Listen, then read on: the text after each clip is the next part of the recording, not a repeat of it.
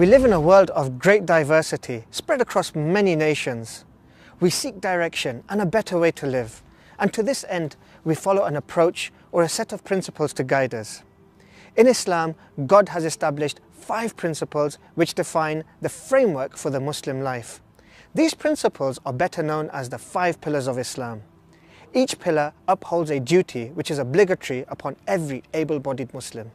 The first and most important pillar of Islam is the testimony of faith. It's a simple yet powerful declaration which forms the basis of Islam.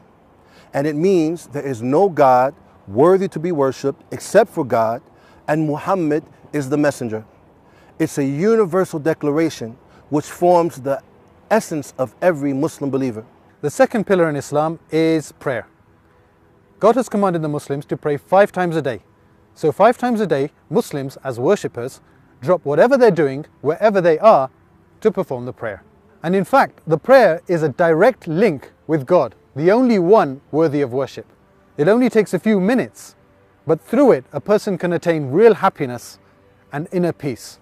That's because in Islam, the prayer nourishes the mind and soul like food and water would nourish the body. With prayers being performed around the clock and Muslims all over the world in different hemispheres and different time zones, at any given one moment, you'll always find that there is somebody, somewhere, performing the prayer to God.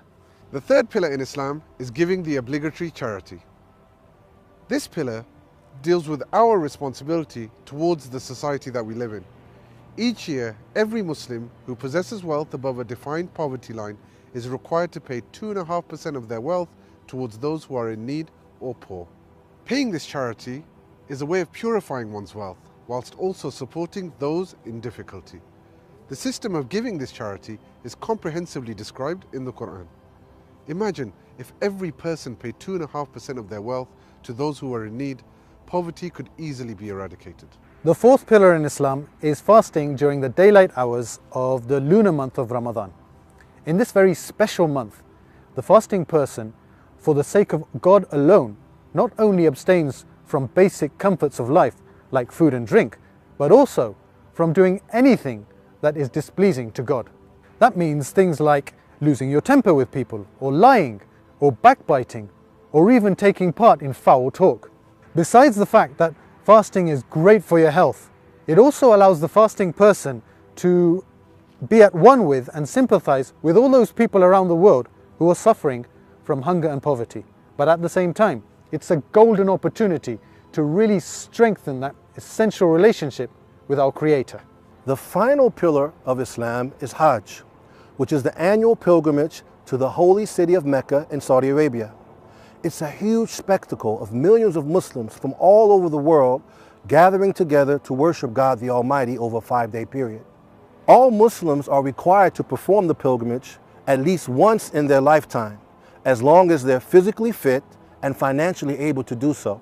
Male pilgrims only wear 2 simple white cloths around their body, which strip away any distinction of class or culture, as they stand equal before God, to the point that a millionaire could be praying next to a poor man and no one would know the difference.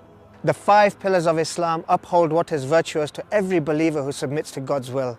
Muslims from all over the world are united in trying to fulfill these pillars to the best of their ability so that they may earn God's pleasure and mercy and in the end enter paradise, a life of eternal happiness.